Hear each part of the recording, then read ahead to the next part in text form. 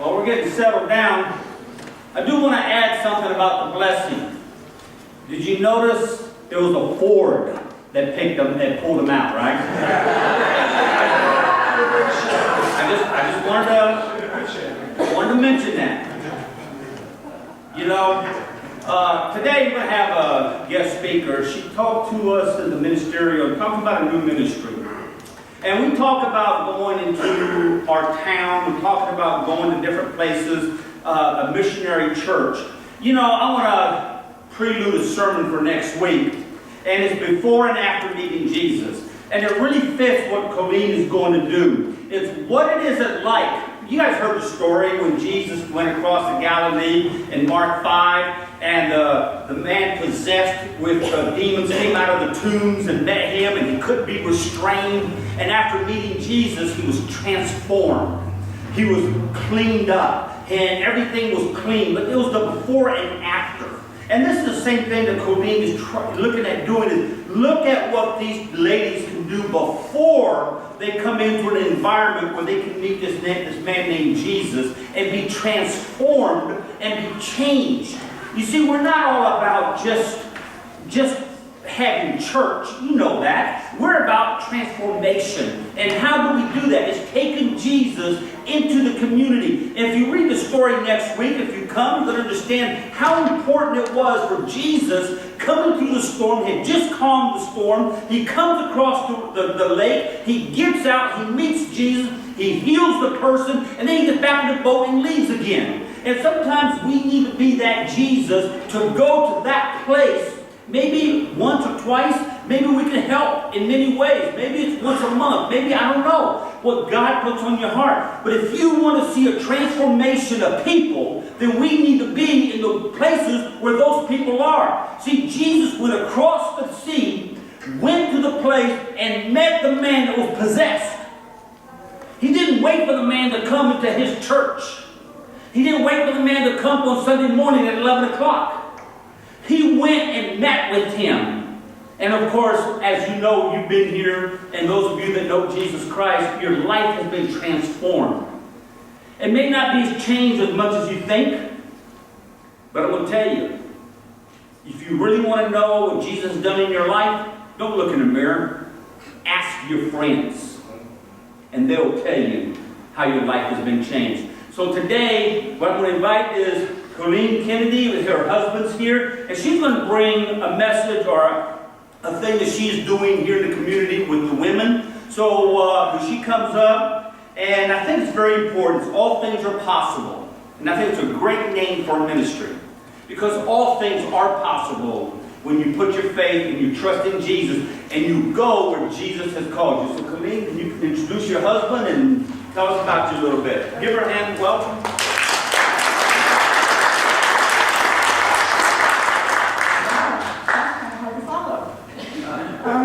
Well, I am Colleen, and this is Joe, and we are very, very happy to be here this morning.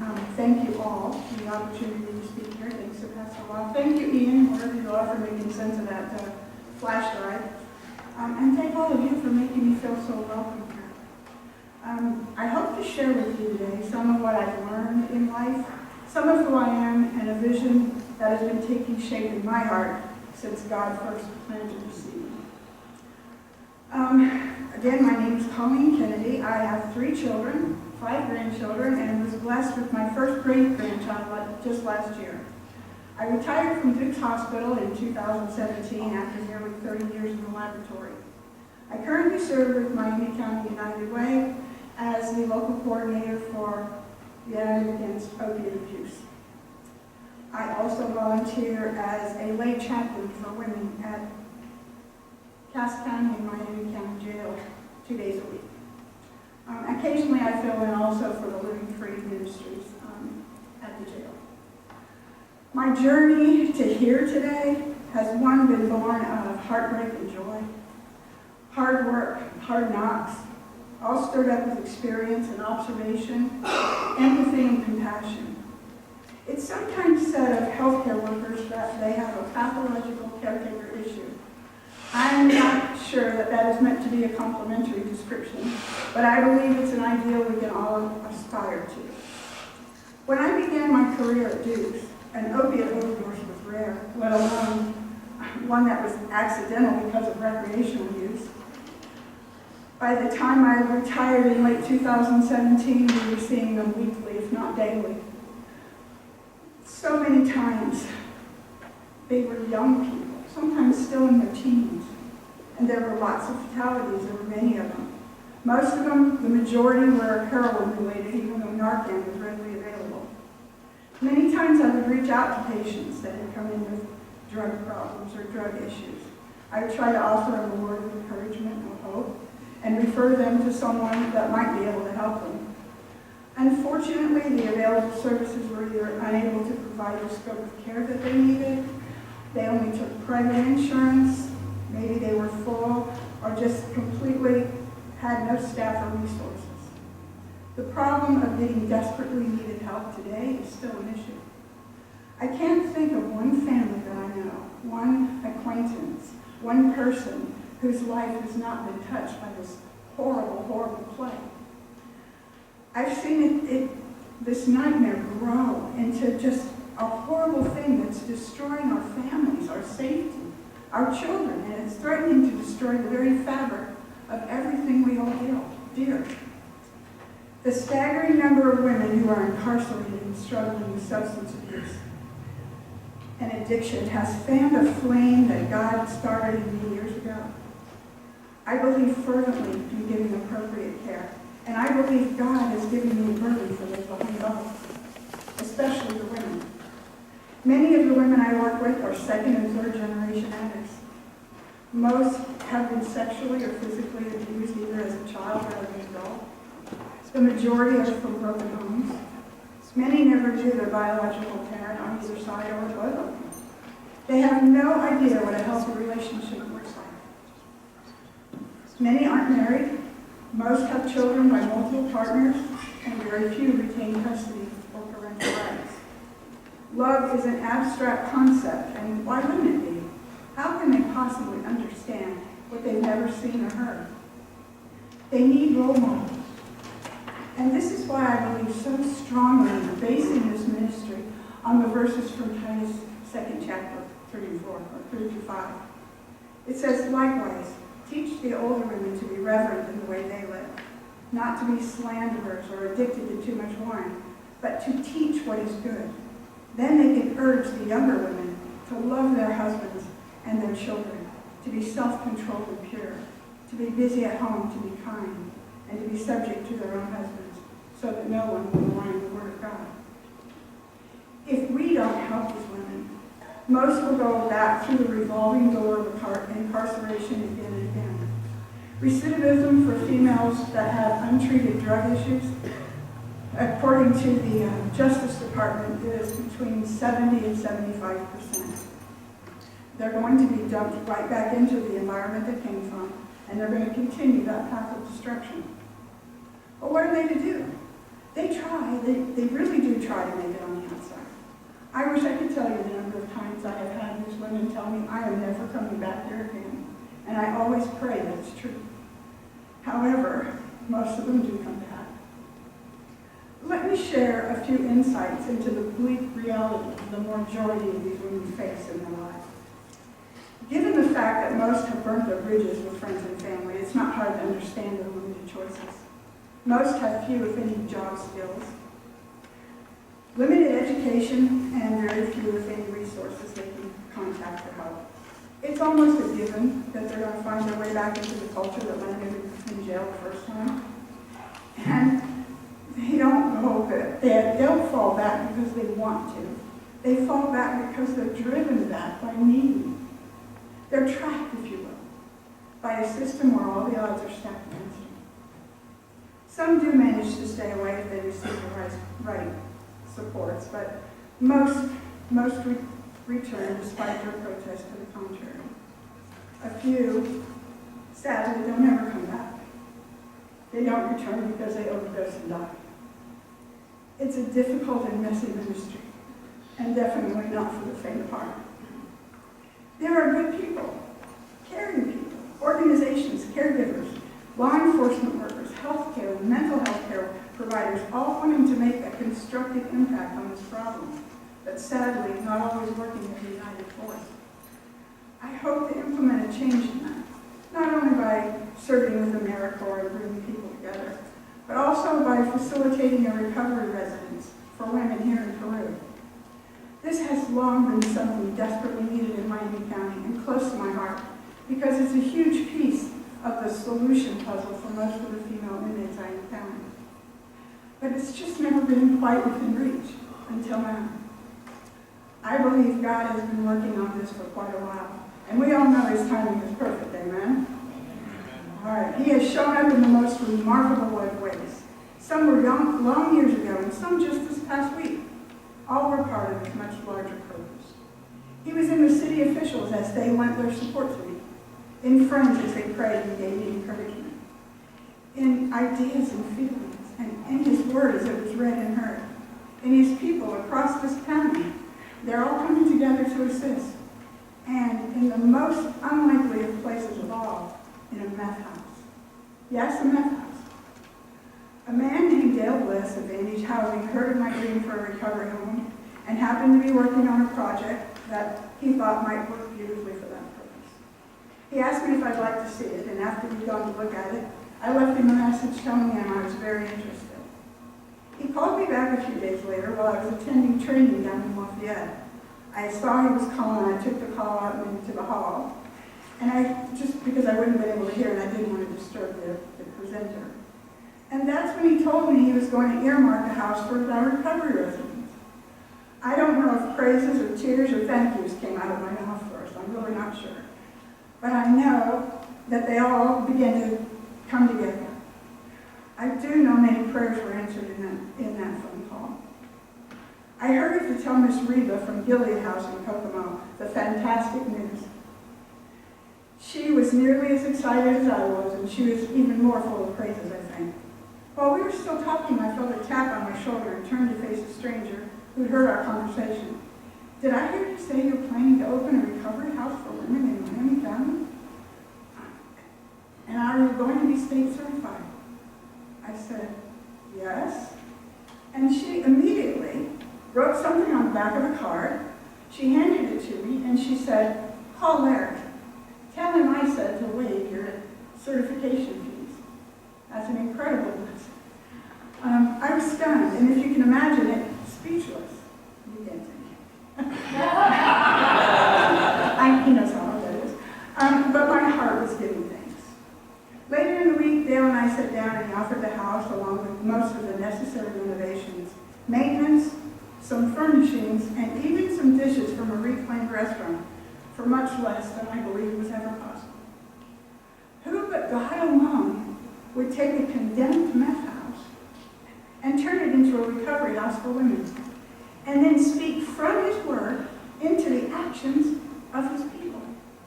Do you see beauty for ashes there? I do. Do you see light dispelling darkness? I do. Every time I think there can't possibly be more, He shows up, and He just blows me away. It is my sincere desire to share a message of faith and hope with women who suffer with substance abuse disorder. The quality and amount of treatment that someone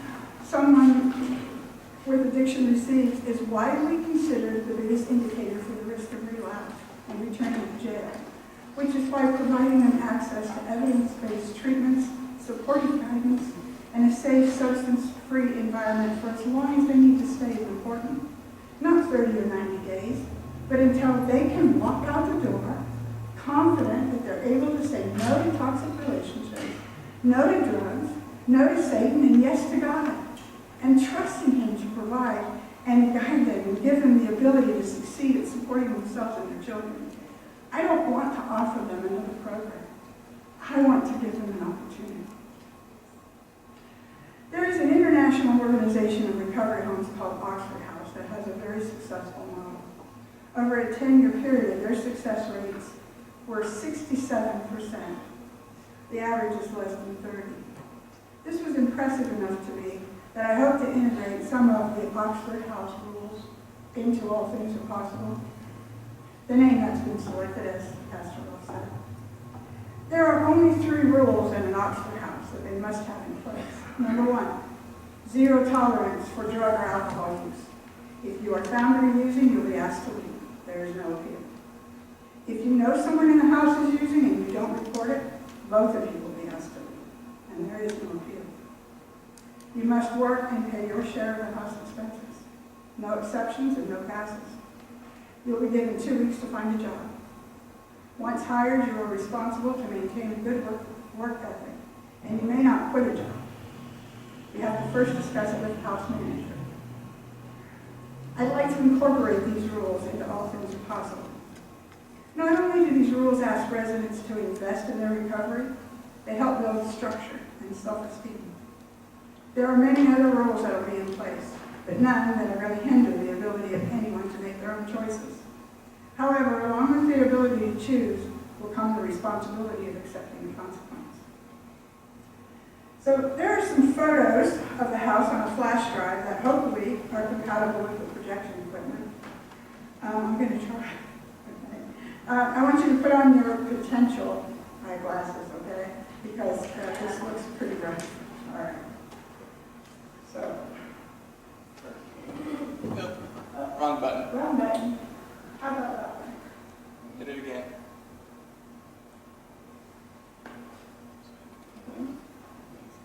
Hit it again.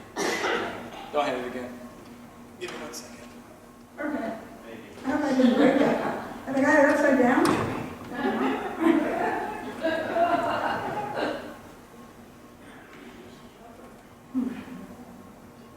Maybe I did. It's trying to read it. Okay, well, we can come back to the pictures. All right. All right. Well, you'll see that there is much to be done, and there are many hands that are needed to do it. This isn't a project with commitment. Not one person can do this. It's going to take a whole village of God's people coming together in work and in prayer.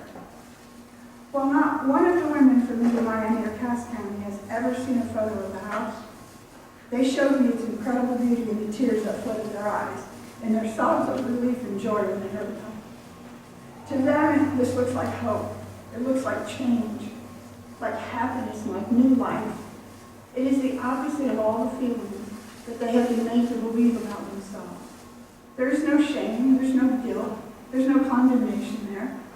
This house looks like people believing in them, people caring them, people giving them a hand up, not a hand out. This house looks like love to them. Now you might be asking yourself, the person seated next to you, how is she possibly standing here and proposing this to anyone? Like, what qualifications does she have, or why would she even want to do this? Well, fair enough questions, and they deserve to have an answer. I guess I could make a list for you, but I promise it wouldn't be very impressive. Perhaps I could show you a resume or a stack of certificates, but I think I'd rather tell you a story. And hopefully when it's finished, you'll understand, as I came to understand, why I'm absolutely perfect for this task. I need to go back a long way for this, all the way back to my early years. My mom had a severe mental illness, which made life very unpredictable. My life, as I've often joked, was Leave It to Beaver, written by Stephen King. My mom was confined to mental hospitals many times. They didn't have much treatment back then. Any mental illness carried a huge social stigma as well, so it wasn't talked about much, and we moved a lot. So I learned to make friends fast, because I knew it wouldn't be long before they were gone. I was the third child of four, and for whatever reason, the one that drew the anger out of my mother's illness. That anger took on many forms and beyond reason. It was harsh, and many times it was physical. However, when she was herself, you couldn't have asked for a better mom. To say that might have created some trust issues is an understatement for sure. My older sister disliked me from the day I was born, and she could be really mean. I had a younger brother, and he and I were buddies, and we played and had lots of fun together. I was an awkward and overweight child. I was teased and left out both at home and at school, but I always had hope. You know that story about the ugly duckling and the swan? My dad used to read that to me, and it was my favorite. My dad was my hero growing up, and to some extent he still is. I didn't grow up in a family that went to church, maybe once in a while on Easter or Christmas. There was a brief time when my mom joined the church and we went a couple of times a week. I was maybe 8 or 9 at the time. And I heard about Jesus there. I may not have understood it all, but I knew I wanted to know him. I asked him to come live in my heart and be baptized. I remember how sad I was when we abruptly stopped going. We never found ourselves in church after that much. They say a girl marries her father. Well, this one certainly didn't. My husband had come from a background even more abusive than mine. It was a train wreck from the get-go. 2 damaged and broken kids, stubborn, belligerent, hurt and hurting each other. Of course, neither one of us saw it like that. We thought it was love. However, in hindsight, we didn't have a clue what that was. Emotionally ill-equipped, we set out hand in hand to discover our dreams.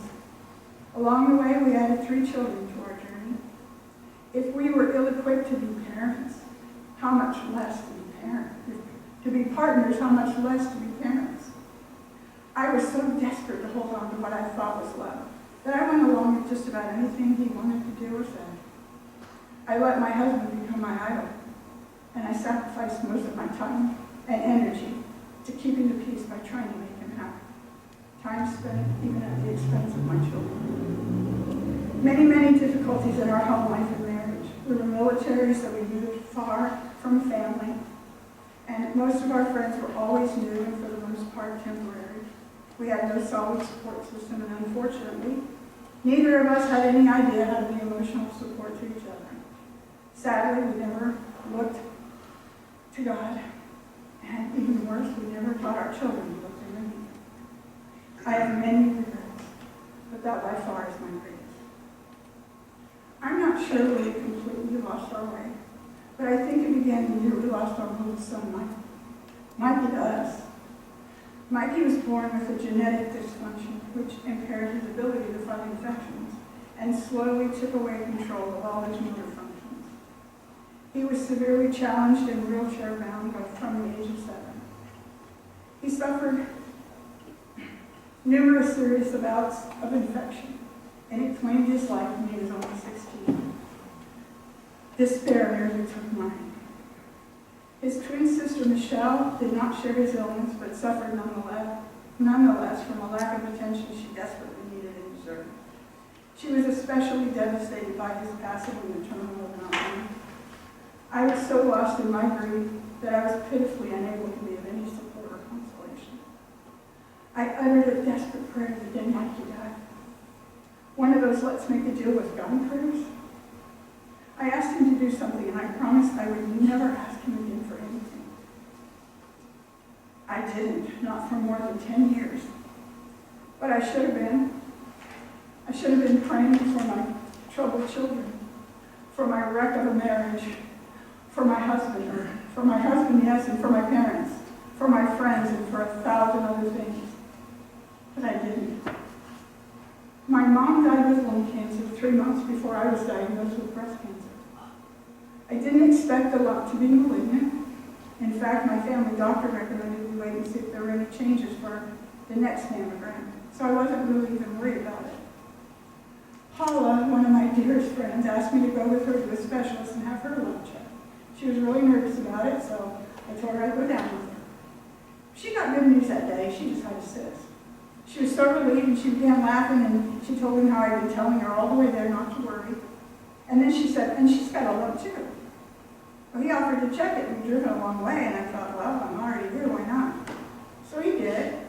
But when he asked me to return the next day for a biopsy, I was stunned. Even more so when it turned out to be malignant. I went back for another surgery a few days later, a lumpectomy and removal of lymph nodes. The news from there was pretty awful. The doctor told me I had a very aggressive type of cancer, and that 55% of my lymph nodes were positive. If there's any medical people in here, you know what a bleak outlook that is. He recommended a radical mastectomy, which he could do the following Monday if I agreed. He had also scheduled a kind of an emergency appointment with an oncologist, and he wanted me to see him before the surgery. I went to see the oncologist, and I listened intently as he explained my options. And when I asked, he, as honestly and gently as possible, answered my big question. How long do you think? I was 39 then. Well, he said, 18 months would be realistic. But there's really no way of knowing for certain, because it was, after all, in God's hands. So I had the surgery, the radiation, the chemo, and when a clinical trial became available for an experimental bone marrow transplant, I applied. The upside was that it might keep the cancer at bay for a few years. The downside was, in other clinical trials, many people didn't survive the treatment. And since my heart muscle had already been damaged by the chemo, my risk was that much greater.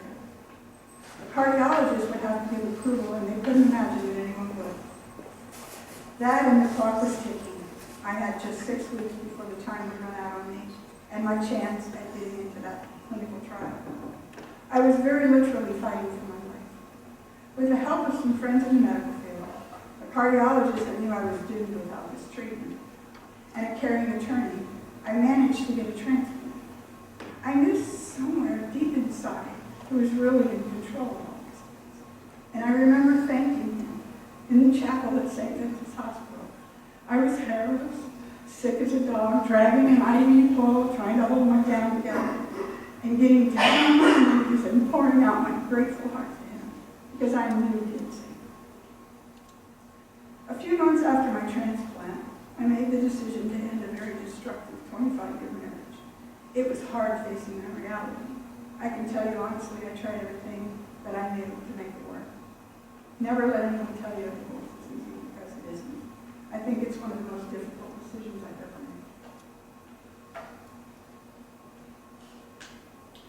I really thought things would get better, but I was so scarred emotionally, and my mind was so sick from all those years of toxic input that even in my thinking I was lost. I mean, really lost. I figured what was missing was someone to love me, but I had no reality of what that was. It didn't stop me from looking up. I'm not even going to tell you where that road took me, but I will say this, it wasn't anywhere good, and I don't ever want to go there. Somewhere in this mess I was making, my friend Paula and her husband began praying for me. I accepted an invitation to go to church with them, to a small local church in Peru. I can't explain it, but when I walked in, I felt something warm and comforting, something that spoke to that lost part of me. It felt like home. I remember hearing the anchor holds for the first time, and I just couldn't contain the tears. They just started running down my face. I love that song because it reminds me that all those years, I thought I was battling life storms alone. My Jesus, the one I'd heard about and asked into my heart when I was 9 years old, my Jesus, the one I'd forgotten and walked away from all those years, had never forgotten me. And through it all, he had been holding me. I'd really like to say that's when I turned and ran to God, but I can't. It was a beginning for sure, and I was taking baby steps in that direction, but for whatever reason, I was still holding back. I know that a part of me thought I had gone too far and been way too many bad things. Life continued to throw me curves. My sister and I had grown to despise each other, and that made things really awful when my dad became ill and needed care. My younger brother had lost his battle with cancer a few years earlier. That, combined with Dad's advanced age and many health problems, had taken a great toll on me. Somewhere in here, I started to pray again. I was pretty scared at first, and really reluctant to ask for anything, because, after all, I made that deal with the enemy somehow. My dad came to live with me a few months later when he could no longer live alone. It wasn't always easy, but I'm here to tell you, I am so grateful that I was able to do it. I didn't get to church as often as I would like. My dad couldn't be left alone, and I was working midnight shift on the weekends. However, I enjoyed being there whenever I could. I began to read my Bible and other Christian books, and I started talking with my dad about God. My dad passed away about 4 years after he came to stay with me, and I still have a precious note from the hospice pastor letting me know that he felt my dad was ready to meet the Lord. My sister was killed in a car accident the following month. My life was changing. I was changing. And little by little, my heart was changing. I was beginning, finally, after years year or so after my dad came to live with me, Kevin, my youngest, was arrested and a few short months later sent to prison. On the day he was sentenced, that judge's gavel fell and shattered what was left of my heart. This was the beginning of a journey that would not only knock me to my knees over and over, but teach me how to fight while I was down. I believe with all my heart my life has been a training ground for what was that. I met my Goliath in the form of the Department of Corrections, in the bowels of a hospital where my son Kevin was dying. This Department of Corrections was far too great an adversary for me, and I knew it. I surrendered my breaking heart and my dying son, placing both on the altar at the feet of Jesus in the small chapel of the hospital. Through a puddle of tears, gasping sobs, and the desperate prayers of a mother's heart, God moved. He moved people to pray, hundreds, maybe even thousands of prayers like that. And then he tenderly led this trembling warrior into battle, held firmly by his mighty hand. The events that happened in that hospital grew my face so big it couldn't be contained. Goliath fell. My son lived. My faith was unbelievable. I couldn't hold it in. It started flowing out of me like lava, kind of hitting everybody that was even standing in the vicinity. God did miracles. I need miracles. How can that be contained? It can't, and it was never meant to be. Along with passionate faith, God, through this situation, gave me purpose. He gave me a mother's heart for people behind bars. Then he showed me my tools. He picked them especially for me because he knew I was going to need them. I found them in the wreckage of my life. He has given me beauty for my ashes. I found compassion and patience for those within me. I understand the difficulty in trusting him. The belligerence, keeping people at arm's length, the fear of letting your guard down, I get it because I lived it. I get dysfunctional and all the struggles that come with it. I understand the humiliation that comes from being picked on, the low self-esteem, the hurt, the anger, the desperate need to be more, or maybe even enough. I know what it's like to be kicked to the curb, passed over, or tossed out like unwanted garbage. If it were possible to get a redo in life, mine would be to go back and be the mom my kids needed and deserved. As it is, all I can do is ask their forgiveness for all that I wasn't, and some of what I was. I know the agony of losing a child and the crushing guilt for not giving him anything close to what he deserved. I know how it feels to fail as a mom. I have empathy for those stuck in destructive relationships and for those pondering or suffering divorce. I know what it's like to fight for your life against a disease that's bent on your destruction, whether that disease is cancer or drugs or anything else. I've had the odds stacked against me, and I felt the edge of defeat threatening me.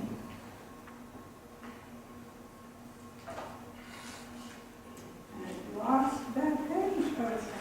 Sorry. The sting of shame from walking down wrong roads, wandering so far from God and ignoring him, I've experienced that. I feel the pain of parents whose children are walking down roads of destruction. I know the stabbing pain of losing someone and never having a chance to say you're sorry. Precious tools and perfectly fitted for the job at hand, wouldn't you say?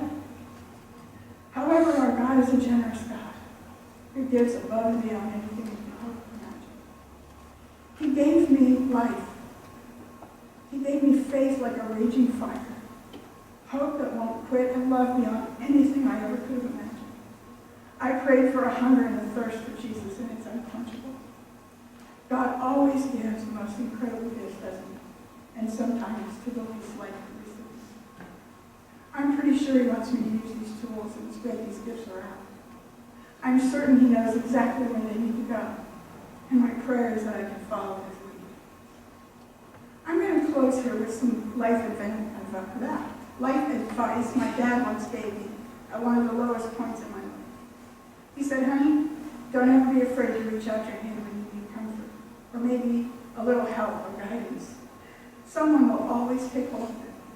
Just remember, the secret to a life well lived is remembering all those helping hands that took yours. And never walk past that soul in need who is holding out their hand. Great advice. And I'm trying to honor both my dad and my Heavenly Father by living in it. I am so hoping you'll join me. Thank you all. God bless you. And if you have any questions, we're going to stay and go down and join you for lunch. Thank you for that kind of invitation. So that's it. So we're going to